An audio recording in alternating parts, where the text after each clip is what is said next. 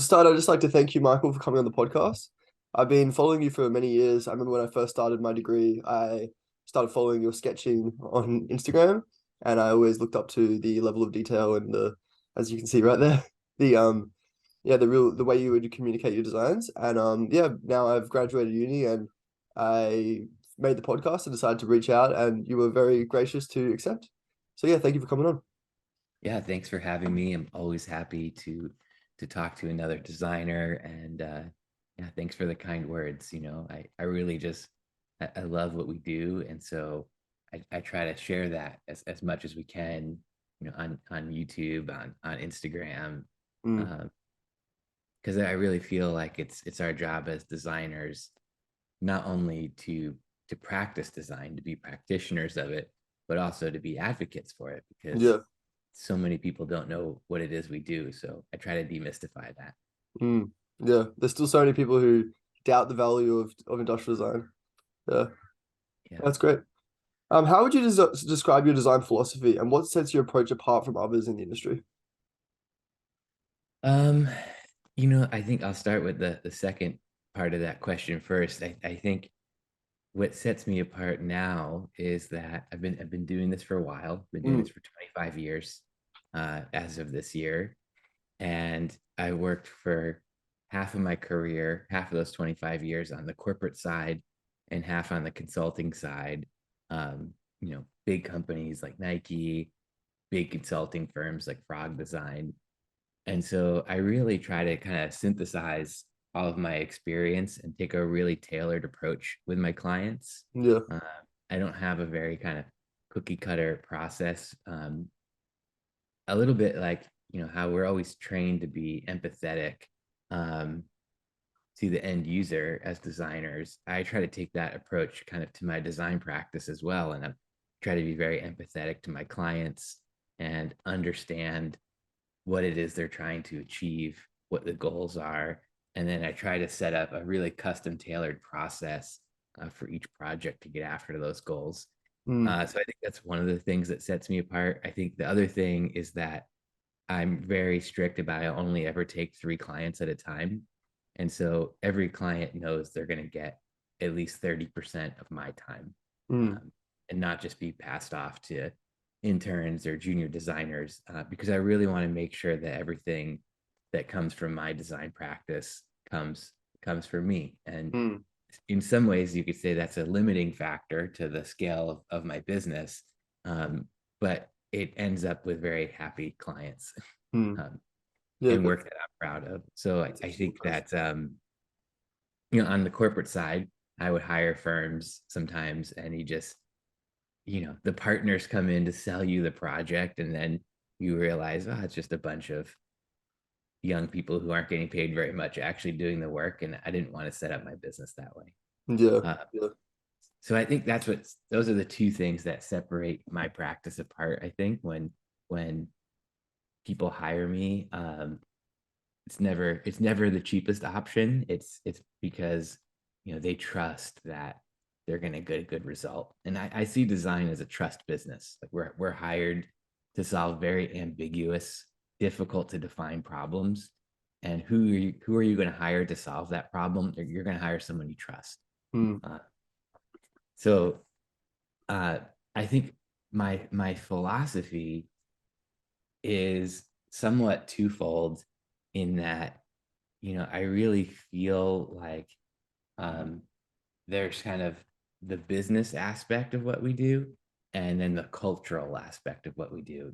As a designer, I want to design products that sell. I'm not really interested in making art pieces. mm, I love art. I love music. I consume those things. I'm inspired by those things, but I want something that can kind of help as many people as possible, that mm, people can really enjoy.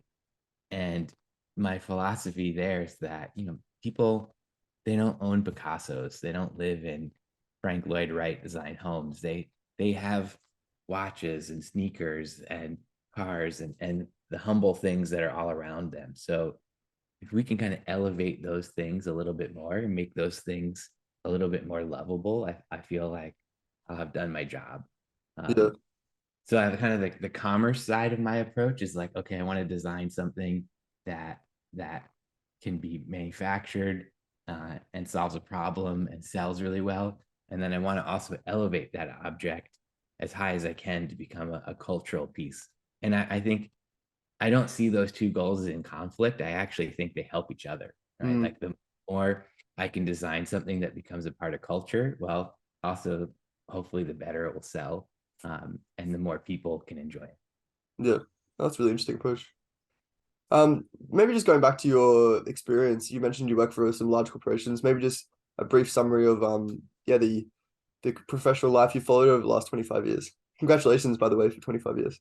Yeah, thanks. Yeah. I think it's interesting too. I think I mean, the latter half of my mid 40s now, and when you're in your early 20s, that seems so far away. But I'll be doing this for another 25 years, right? Mm, So I think of people like Frank Lloyd Wright, who didn't design the Guggenheim, his most the thing he's the most known for until his 70s, right? mm, So design is a can be an incredibly long-lived um, uh, vocation if you do it right. I started, I started my education. I went to the Rhode Island School of Design. I also did an exchange semester at the Cleveland Institute of Art. And then I studied for a summer in Milan as well, which was amazing. After school, I worked for a really small design firm called Evo.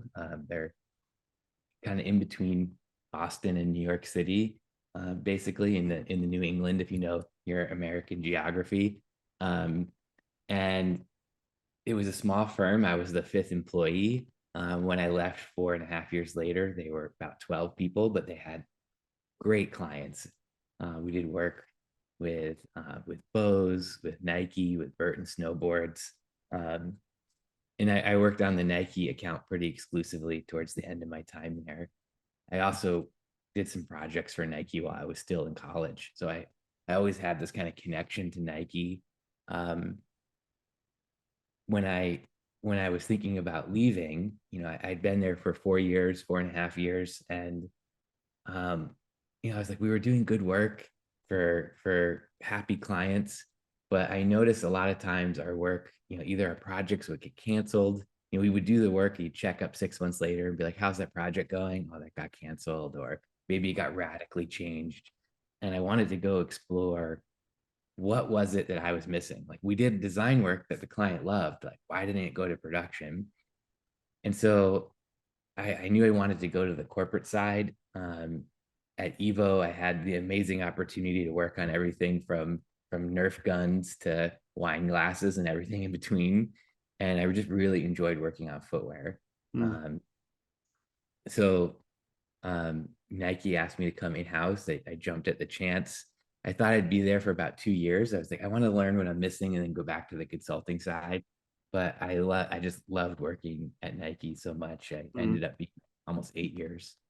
mm, Um, at first, I was in sportswear, which is a new division at the time, and then I was the 13th designer ever to work in the Jordan division, and I got to work directly with Michael Jordan, Carmelo Anthony, Dwayne Wade, Derek Jeter, a bunch of amazing athletes. mm, Traveled the world with Jordan, and then um, when Nike purchased Converse, they asked me to be one of the design directors for Converse, um, which was another amazing experience. To go from these brands that were all about sport and innovation to, okay, how do we develop this brand that's 100 years old? It was mm, literally celebrating its 100th birthday, and basically had the Eames chair footwear, which is the Chuck Taylor. What do we mm, do with that? And so I spent 3 years on the Converse side.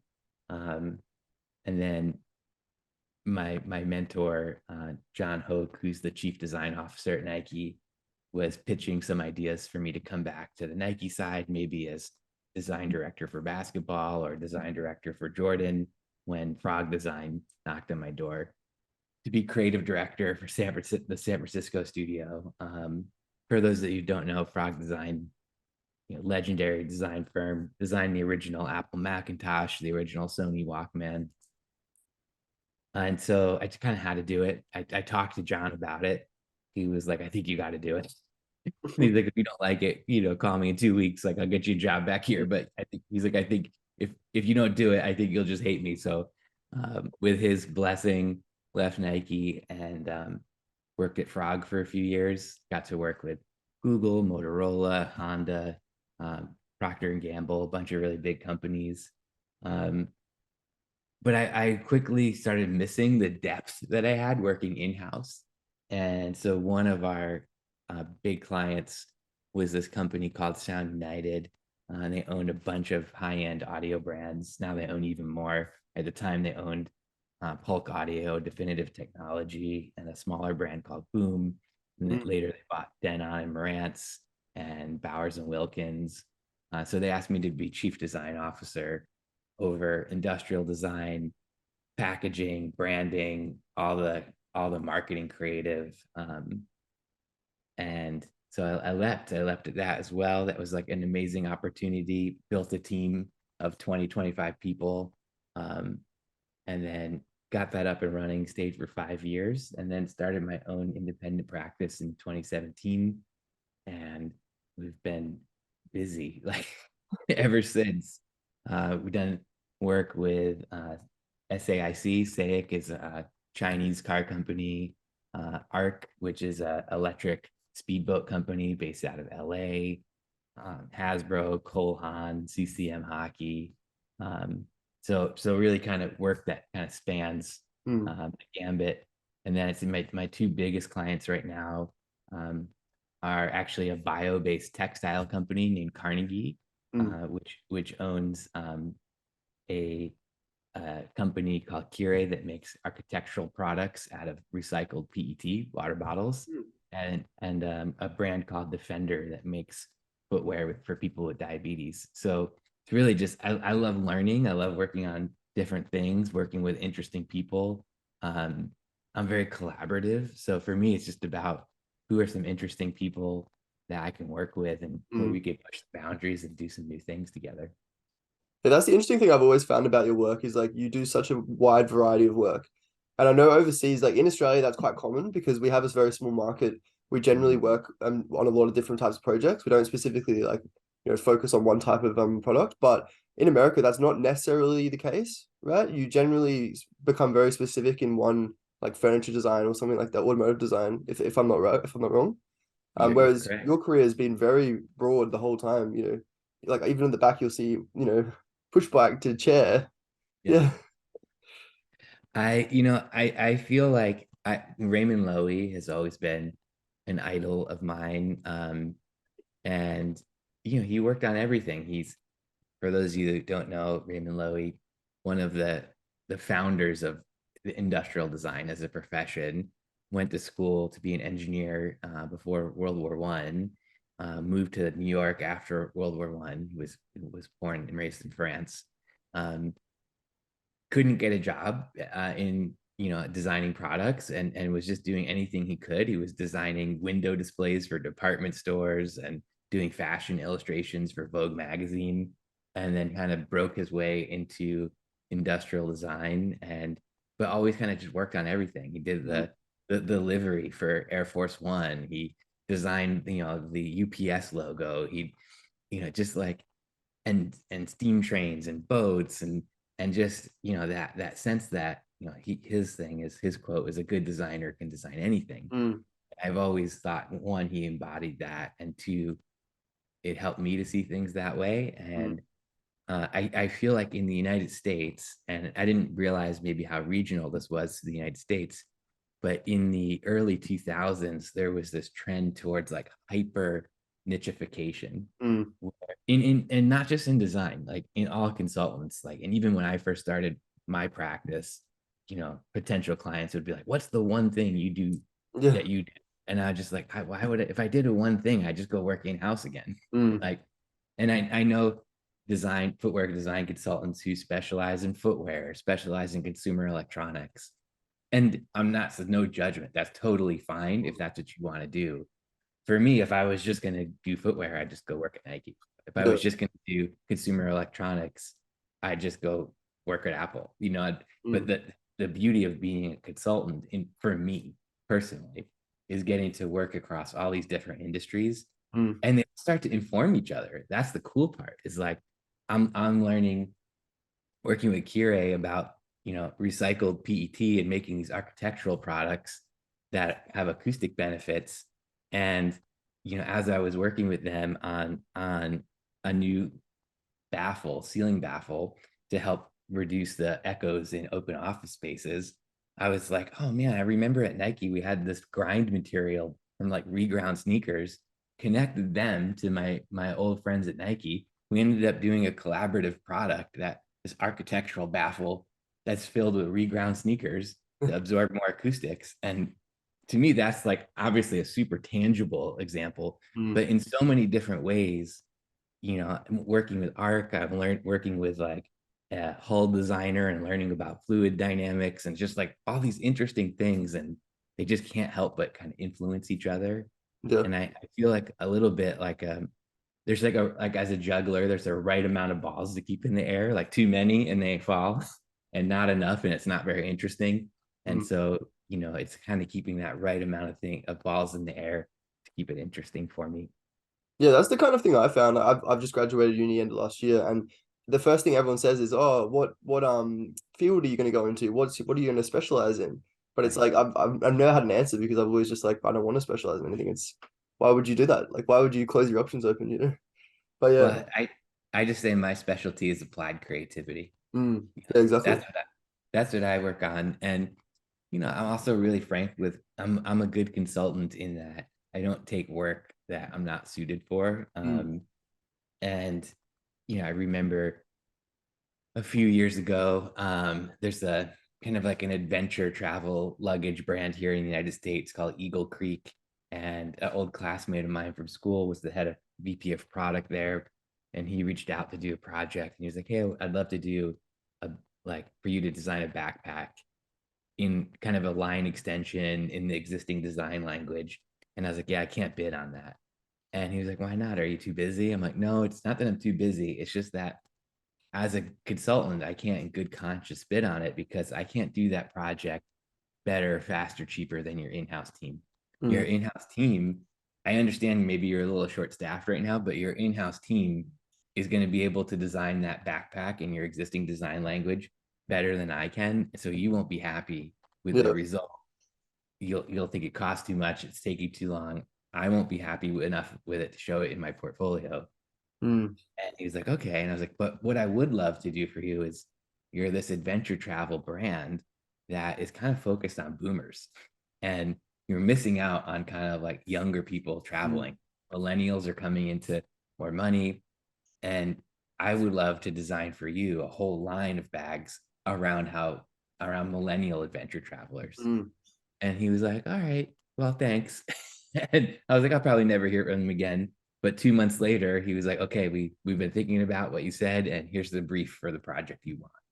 Yeah. And for me, it's I don't specialize in a product type, but I do specialize in a certain kind of project. And that, to me, that project is something that pushes the boundaries a little bit, that helps kind of define or redefine a brand. And is something that's a little bit more daring, Mm, for lack of a better word. that's great. Uh, can you walk us through a recent project that you worked on and the challenges you faced in the design process? Maybe how you overcome them. Yeah, I think yeah, I could talk to a few. Obviously, not to disclose any NDA. Yeah, no, of course, of course. I think I mentioned that brand, Defender, that makes products for people with diabetes.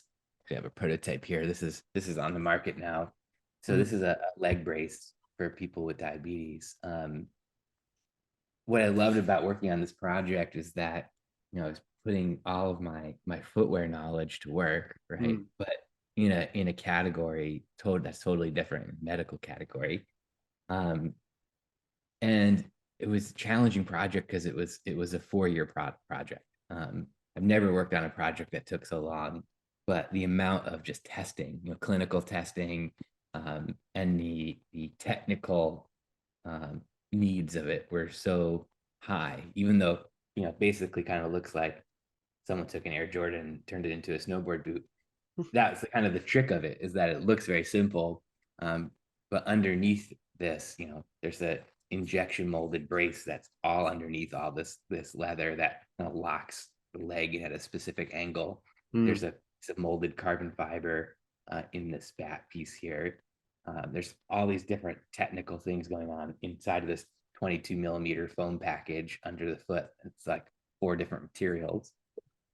Um, and so, and it was a startup. It was a startup that was up until a year before the launch. So first 3 years was entirely self-funded by the founder. So, every new sample we made, every new test we made, I knew he was paying for it himself out of his Yeah. own savings. And so, I wanted to be as efficient as possible for him, but also, we had to get it right. And Mm. so the challenges were that it just like wasn't working. Our initial approach was completely different than this. It had more of these like external side braces and looked much more like a medical product. And it wasn't functioning properly. The whole point of this product is to make sure to minimize pressure under the foot, because that's where diabetic foot Mm. ulcers happen. And the only way for them to heal is to alleviate that pressure. And so it kept just testing poorly. We had this hypothesis of how it should work, and it wasn't working. And about a year and a half in, we were doing just a workshop. My intern, myself, the engineer, and the founder, and I was just like, we've been thinking about this like a medical product, and maybe we just need to think about this in a totally different way. And he's like, what do you mean? I was like, well, maybe we need to basically like build it more like a shoe and build it in a shoe factory and then put all of the technical parts underneath so we could kind of keep adjusting them quickly, right? Mm. Whereas before the technical parts were exposed, so they were, those tools are very expensive and every adjustment was very expensive. Building it this way allowed us to experiment a lot more quickly because everything happens under the skin of it. Mm. Um, and as soon as we did that, it was like a breakthrough where we were just like, all of a sudden things started happening. The clinical trials and tests started going in the right direction. Mm. Before we knew it, we were outpacing the competitors in terms of like the underfoot pressure tests. Um, and it's kind of amazing to see this product like working now. I mean, it's been out in the market for 6 months or so. John Cleese of Monty Python fame actually just wore this. He had a foot wound that wouldn't heal for like 3 years. Literally, Mm. imagine having an open wound on your foot for 3 years. And he was in this for 26 days and it healed. Wow. So Mm. it's That's kind of great. amazing to be a part of I work. something. I'm a disability support worker, so and I work with a lot of people with diabetes, and yeah, like anything to help them through their pains in life is great. Yeah. Yeah. So I mean, you understand the challenges too of like, Mm. if you have diabetes, you lose sensitivity in Mm. your fingers and so we had to make sure it could go on very easily, come off very easily, but also be when you put it on, make sure it goes on right every time. Mm. And then, so it had to function, had to relieve pressure, it had to be easy to put on and take off. And then the third thing it had to do was it had to aesthetically reduce the stigma because you need to Mm. wear this. If you wake up to go to the bathroom at 3 a.m., you have to put it on. Yeah. You have to wear it to work. You have to wear it to the grocery store. If you just even step for just a few minutes without the boot on your wound, you extend the healing process by weeks. Mm. So we had to create something that felt more like a sneaker so that when you put jeans on, you reduce the kind of the stigma associated with it. Mm. Okay. And I love that. I love working collaboratively. Mm. Similarly, when I was working with Arc Boat Company out of LA, uh, almost all the engineers come from SpaceX, like incredibly smart engineers, but they're building this $300,000 sport boat, um, and they've never made a consumer product, right? So not only to have to design the boat, but also just teach them about the kind of tolerances that you need to have on a really high-end consumer product. Um, and working collaboratively with them is, to me, like the fun part of it is kind of seeing those light bulbs turn on. Um, that project was amazing because I was going up against two really big firms. I won't say their names, but they're international big firms and me. And I asked the founder, I was like, hey Mitch, just like, why did you choose me over these big firms just for my edification, my education? And he was like, because we felt like in choosing you, Michael, not only would we get an amazing designer, but we'd get someone who would teach us Mm. and who would be patient with us and wouldn't just, throw us a CAD file and be like, good luck. And, that project again was like about 18 months long, maybe. And, I'm on their company Slack and just bouncing things back and forth with their engineers and redlining things and just, like, okay, like we can't achieve that. Like, what can we achieve? And, flying down to the production facility to look at the way like two seams come together Mm. on the bench sheet.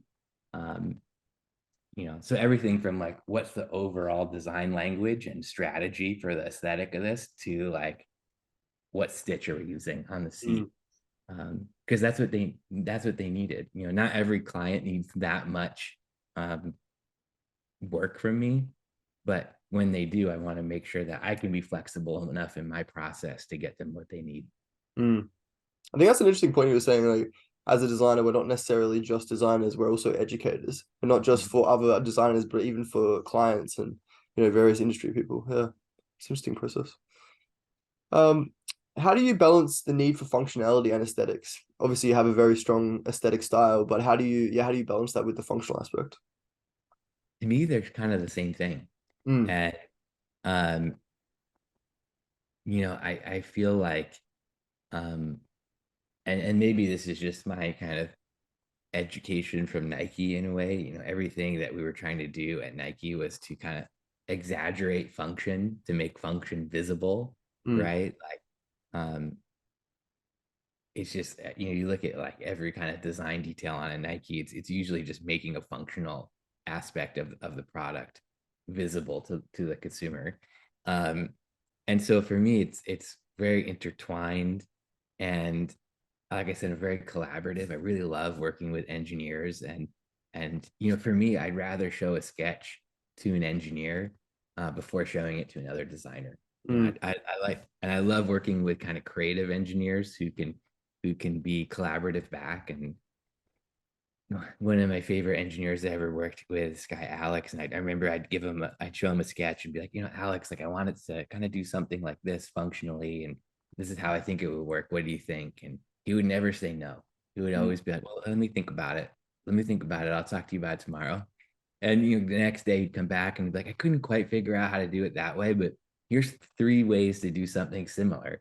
And I'd be like, that's cool, because number two is actually more interesting than what I was thinking. Mm. you know, then we just kind of get this back and forth going. Um, so I'm not one of those designers who thinks they have all the answers. Mm. In fact, I often find my clients will have the answer, they just don't know it. Mm. Like it'll be something someone says to me in a meeting. I'll be like, wait a second, that's interesting.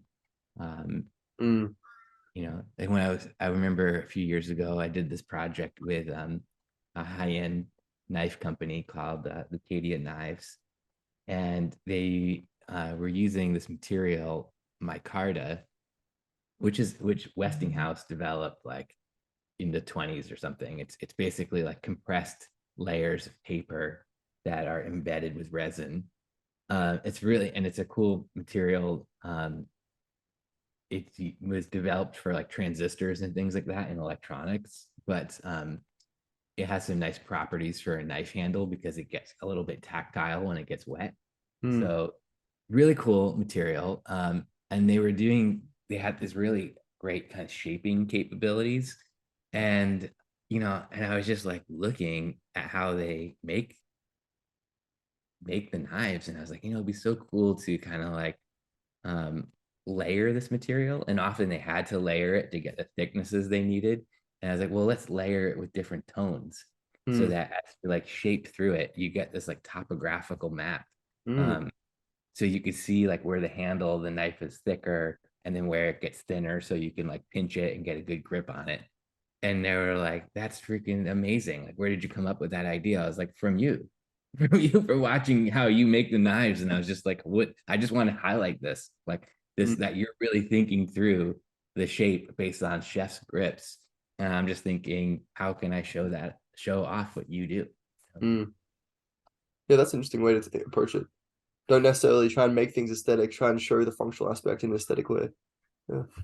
Yeah, I mean, without trying to sound like too Yoda-ish or anything, like I just feel like you have to kind of listen to the project, and Mm. the project will kind of tell you what it wants to be. Um, and I feel like I could see when I look at a product that doesn't isn't quite working, I could kind of see a designer that was fighting what it wanted to be. And it's just like if you just listen to it and you understand the parameters, like you can then push those parameters right Mm. intelligently, and those parameters are functional. Um, the parameters might be marketing in nature, like in terms of the brand persona. The parameters might be business in nature in terms of what that market is doing and Mm. what is and is not acceptable in that market. And I look at it as like if I can understand as much of that as possible. I know I'm a talker today, but normally I'm a question asker.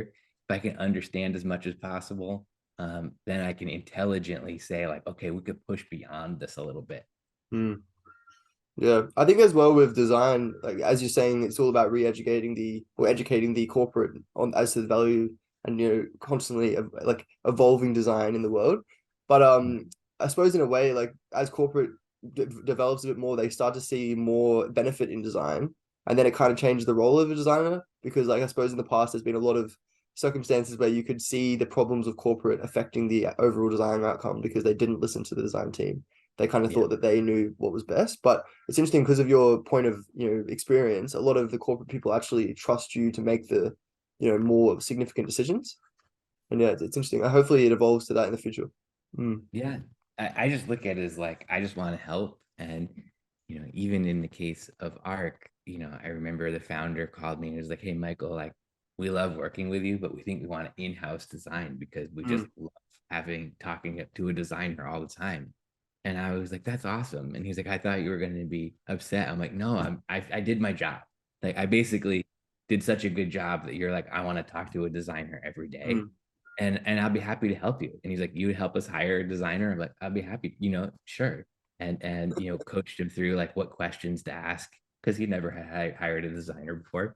Mm. So it's just, to me, that's what being a consultant is. And with one of my clients, I'm finishing up an ad campaign for a product I designed. That's not my education, but I was just like, I have some ideas for the ad campaign based on all of the things that we did in the product development process. And they're Mm. like, great, we'll hire you to do that too. And with another client, I'm helping them establish a product development system, like a calendar with set dates and gates so that they can have a more predictable path. And again, that was just, I was noticing like, it doesn't seem like you guys have a set way you develop products. And I think it would make everybody a lot less stressed at the company if you had a predictable path that happened every year. And they're like, Mm. great, let's do that. So Mm. that's a design project too. Yeah, it doesn't have to necessarily be as simple as a product. Yeah. Yeah.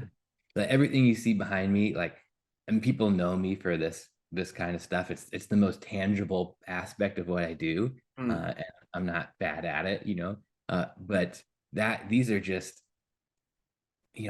tools, right? This Mm. isn't, I don't sell sketches, I sell ideas. Yeah. And so I always stay very grounded in that I sketch well so that I could communicate my ideas well. Mm. Um, but if there's no idea there, then the sketch is just pointless. Yeah. Can you discuss any design trends or innovations that you are particularly excited about in the coming years in the industry? I think that's a good question. I think I'm a little bit allergic to aesthetic trends. Mm. Um, I see you could really see it with Instagram and Pinterest. this like aesthetic consolidation in Mm. young designers. And I would just really caution anybody to not get too set. Don't box yourself in. Don't paint yourself into a corner, because things change all the time. Um, and maybe I've just been doing this long enough to see like massive aesthetic changes, but also like you have to really tailor that aesthetic to the project. Um, Otherwise, you become this kind of one trick pony, and it's just like, I can hire anybody to make a box with a few rounded corners and a blinking light on it. It's just like, don't get so sucked into like being this like Dieter Rams copycat that Mm. you basically eliminate all of your value because Yeah. everybody knows exactly what you're going to do before you do it. Mm. Uh, so I would say, just look out for that. And just like, some designers get trapped in sketches, some designers get trapped in making the perfect render with the amazing dust bump map. And just remember, like, that's not what we do. We don't sell sketches, we don't sell renderings. Mm. Focus on ideas, Yeah. right? And let the idea guide you. Um, I do think there is this kind of continuous trend that I've seen, a macro trend, not an aesthetic trend.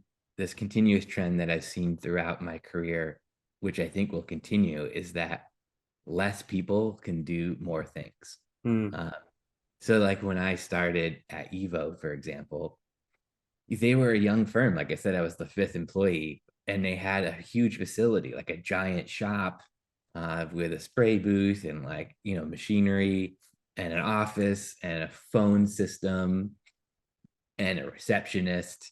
Um, and when I started my business 7 years ago, I just had a laptop and an iPhone, so the tools allow, less people to do more.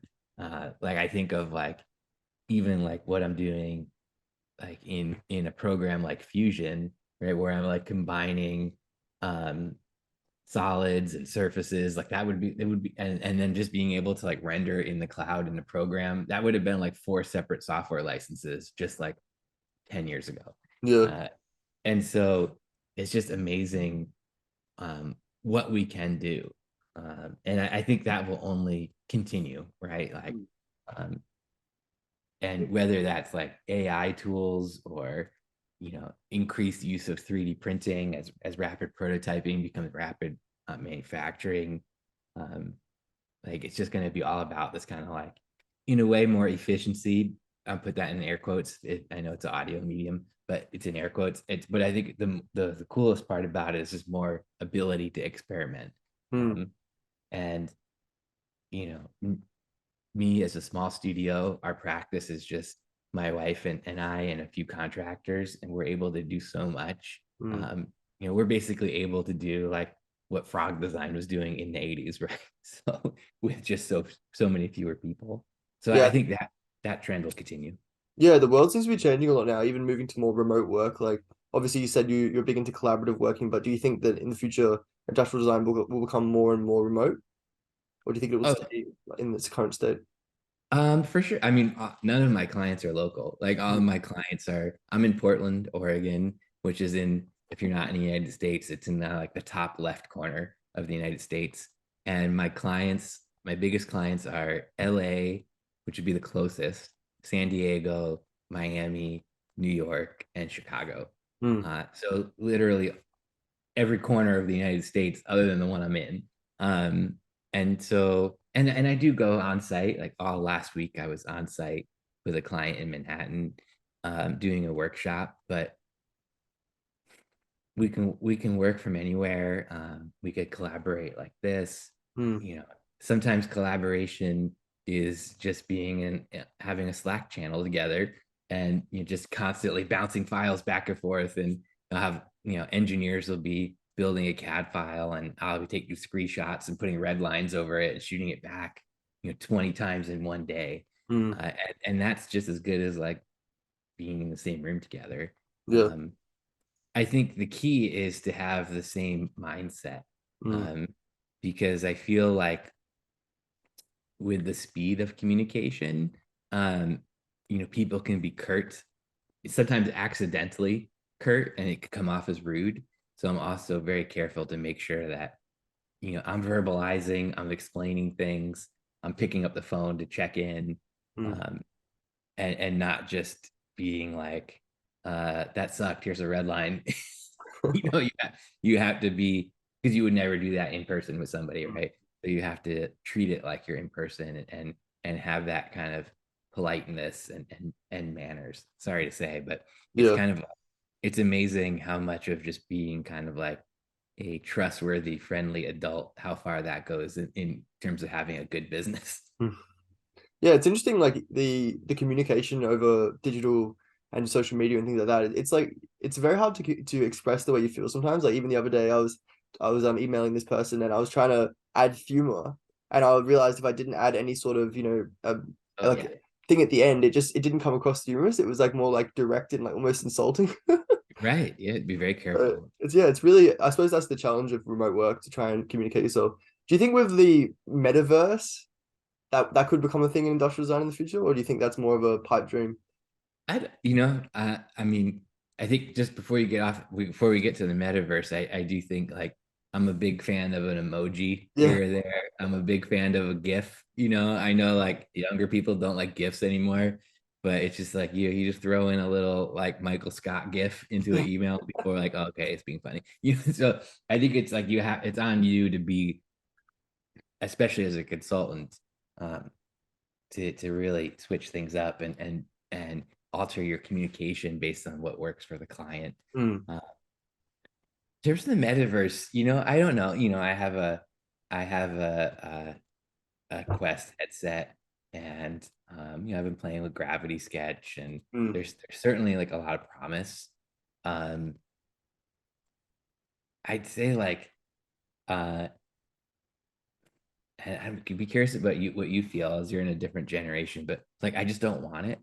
mm, Like the way I work, and maybe this is just my like ADD designer brain, but it's just like I've got like little stuff like all over my desk, and I got little post-it notes with scribbles on them, and I've got calipers and papers, and there's like Pinterest open over here, and there's this open over there, and it's just like, and there's post-it notes on a board, and it's kind of the way I work, and I like to just kind of like take it all in and mm, look at it, and it's never kind of like put away, mm. versus like when I feel like when I work with a headset, I'm like trapped into Yeah. only looking at the thing I'm looking at. It's literally all around me, and then when I take it off, it's gone, right? Mm, I can't just like, if you pin a sketch up, I'll pin sketches up and then look at them 2 days later from across the room and be like, oh, that made me think of something. um so I don't know. I'm open. I guess I'll put it this way. My final answer to your question: I'm open but skeptical. yeah. How do you feel about I it? kind of feel the same, to be honest. I have used Gravity Sketch. For my final project, I used it to model a motorbike, and for things Mhm. like that, I just think it's amazing. Like Yeah. the the things you can do compared to like traditional CAD is just insane. But as Hmm. far as like the metaverse working environment, I think I feel the same. Like maybe sometimes, like let's say like we were collaborating, it could be beneficial to be able to like kind of be in the same room working on the same product. But I think generally day to day, like the traditional approach is still better, and it's still more engaging and probably better for like just idea generation, even in general. Mm, Yeah. Yeah. I was thinking like I was talking to another designer who was super pro about it, and like very on the metaverse, and he's like, it's great because you can work with clients this way, and like, so are you buying your clients headsets? He's like, what? They don't have a headset. What yeah. do you do? And this is your process. This is what you're selling is this, and they don't have a headset. And he's like, Mm, oh, just like we have a lot of barriers to overcome before it becomes the norm. And maybe it will become the norm. I mean, now when I first, and just to show you how much it has changed from in 25 years, like when I first started at Evo, like we all had a desk with a computer, but we also had a drawing table with like, mm, T-square and everything. And we would do draftings by hand, full scale 1 to 1, and then like fold them up and FedEx them to the factory. And so and that was amazing because we could FedEx it, right? Mm, And so, and it's so different now. So I can only assume that the pace will continue, and in 25 years, what I'm doing now is almost nothing like what I was doing 25 years ago. I mean, other than the thought process is the same, and I still sketch and everything, but 25 years from now, I have to assume it's going to change just as much. mm, yeah. No, I mean, yeah, I suppose with technology, it just constantly evolves. And yeah, I suppose Yeah. the future is very interesting. It's terrifying, but also interesting. Yeah. I wouldn't consider myself an early adopter for tools though. Like I'm not like a tool driven designer. And Mm, I feel like you could kind of tell some like, oh, like you can literally, if you look at like the history of product design, you can see when like Alias was invented. You're mm, like, oh wow. And then you could see when everybody like stopped using Alias and went to SolidWorks. Like you could see it. And that always kind of frustrates me. And I don't want my design to be defined by a tool. yeah. Yeah, I suppose that's the power of sketching because like you can create a design completely on paper and then it's not really dictated by the parameters of CAD. Yeah. Yeah. And then if I can't build it in CAD, which is often like, I'm pretty good, but like I'll reach my limitations, especially at my hourly rate. I Mm, can hire someone. Like if I'm mm, like, I think this design would be better suited to be built in Rhino, like I'll just hire someone that's like a Rhino expert to yeah. build it. Yeah. Uh what's we're running out of time, so I'm trying to think of bringing some good questions in at the end. Yeah. How do you approach designing for different markets and cultures around the world? Because do you work Yeah. internationally or do you generally only work with American yeah, US clients? Yeah, I would say I mean, I've worked with some Chinese clients. I've worked with some Korean clients. I've worked with some Canadian clients, so North American. But I think to me, because I'm such a curiosity is kind of my thing. I'm such an open person. I never come in like I'm the expert that's going to tell you how to do your business. I come in with like a million questions, and Mm, so for me, I actually struggle the most when the customer becomes too close to who I am. Does mm, that make sense? yeah. Because so for me, it's the further the end user is from who I am, the easier it is for me to be objective and Mm, observant, and be like, oh, that's interesting. But if it's like too much for me, like if it's for, I worked on kind of a high end watch, um, which is like basically is for me.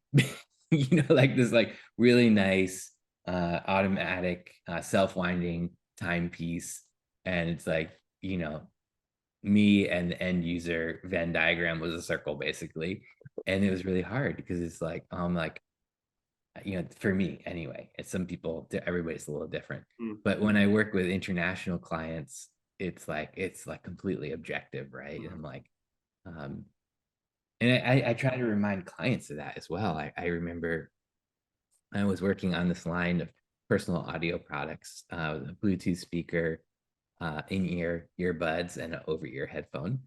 And we had outlined in the research phase this white space around kind of young women who are going to college, basically. Like every other brand, like Bose has the like older professional guy, Beats has the like younger, more aggressive dude. Like, but there was like no one that was like kind of focusing on building product for this young woman who maybe like audio quality wasn't the most important thing to her, but it had to work, it had to sound good, and it had to kind of like live up to her lifestyle. So in other words, like maybe the product wouldn't be treated the best. It had to be tough and rugged, but not like look tough and rugged, It mm, had to be implied and functionally there. So anyway, long story short, we developed this like beautiful design language around this end user that was super unique and based on the research, and the first products were coming in off tool. So for those you don't know, like an off tool sample would mean like the tooling will get cut, the metal things that make the product, and they'll usually just shoot those products in black, no matter what the CMF palette is, the color material finish palette. So the first products come back in all black, just as a review, and I show them to the CEO of the company. This guy Jim, we're still, he's a great guy, but of course he's like a 65-year-old wealthy white guy, basically. Just short, not to reduce him to one sentence, but for shorthand it. And of course, Jim looks at it and he's like, "Oh, Michael, I love this. It's just black on black on black, and we should make it like this. We should make it triple black. That's what I want." And I was like, "Oh, Jim, I didn't realize you were an 18-year-old girl going to Arizona State University." He was like, what are you talking about?" I'm like, "Remember, that's who this is for. It's not for you.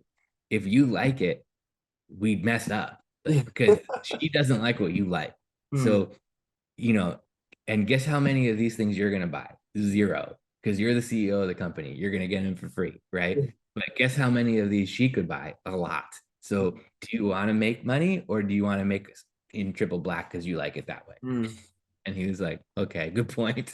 And it's just, helping everybody to recenter around, like, it's not about what I like, it's not about what you like, it's about what's right for the project. Mm. I suppose there's that re-education aspect we were talking about as well. It feeds into that, educating the client. Yeah. Yeah. Yeah. And Uh, I want to, and that's what's going to lead us to making something new. Otherwise, we're just going to end up with a bunch of, triple black products mm. for rich old white dudes. I suppose that's the problem with design these days. Like as you kind of mentioned, with all these platforms, we're kind of just regurgitating the same design language over and over.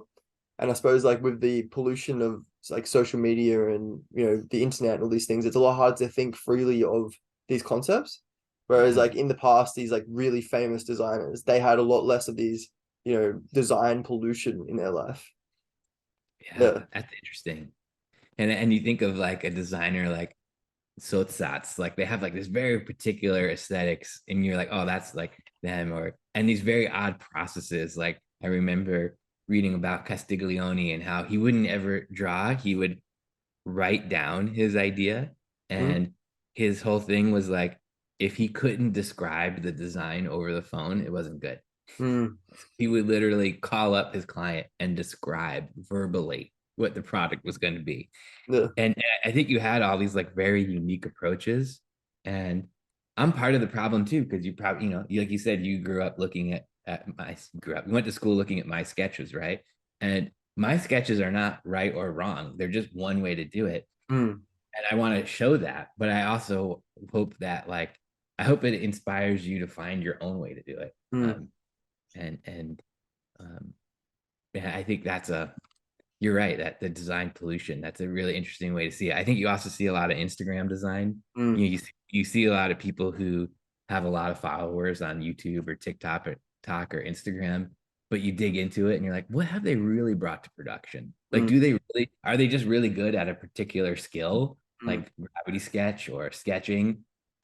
Or are they actually good designers? And mm. so I guess I'd say to all your listeners, Roman, like, question that, when you're out there and the design pollution, to keep using your term, is hitting you, really ask yourself, is this good, or is this just what I'm seeing a lot of? Mm. Yeah. Yeah, I think it's too easy to get stuck as like a render designer opposed to an actual functional designer. Yeah. Just And to finish, I get it, it's like yeah, it's very seductive, and that's not to judge anyone, and like nothing against a hot rendering, like I love a hot rendering as much as the next designer, but just really realize that that is just one moment in the design process, and our mm, goal is to make something. yeah, yeah. The actual most influential part isn't attractive like that necessarily. Yeah, Yeah. yeah. Just to finish off, do you believe your career as a designer will leave a lasting legacy after its conclusion? And is this important to you? um It used to be more so, I think I used to think about it more. And now I just focus on trying to do the best work I can Mm, and be helpful. yeah. And I think that is actually what, hopefully, I think if you're so focused on like being known and having a legacy, I get the sense that maybe that's not the way to have a legacy. Yeah. It's kind of like being cool. Like if say you're cool, that's like the most uncool thing you could do. You're Mm. probably not cool if you Oh yeah, say you're. definitely. That's something that other people can ascribe to you. I think of like being a thought leader this way. One of my students, I teach a business and design class for this program called Offsite for a nonprofit called Advanced Design. Check it out. But one of my students was asking me, like, how do you become a thought leader? I'm like, well, not by going on your LinkedIn and putting thought leader after your Yeah. name. That isn't it. Like the first time I ever even heard the term thought leader was when somebody described me as one. They're like, this is Michael DiTullo. He's a thought leader. And I was like, I had to like Google it. I had never heard of the term before. Um, and so I think the same about having a legacy. Like I can't control that, Mm, you know, but hopefully I could be a good person and be helpful and like you started off this podcast saying that you had seen my work when you were in university, and that like that's awesome. That's mm, I hope it was helpful in some mm. way, even Yeah. if I just showed you what not to do. So No, yeah. Well, as well, like with the way uh design is evolving, as we said, there's less and less of these people who are doing designs that really stand out in the market. yeah. And do you think that will mean that there's less people who leave a lasting legacy opposed to all these, really amazing designers we've mentioned already from the past?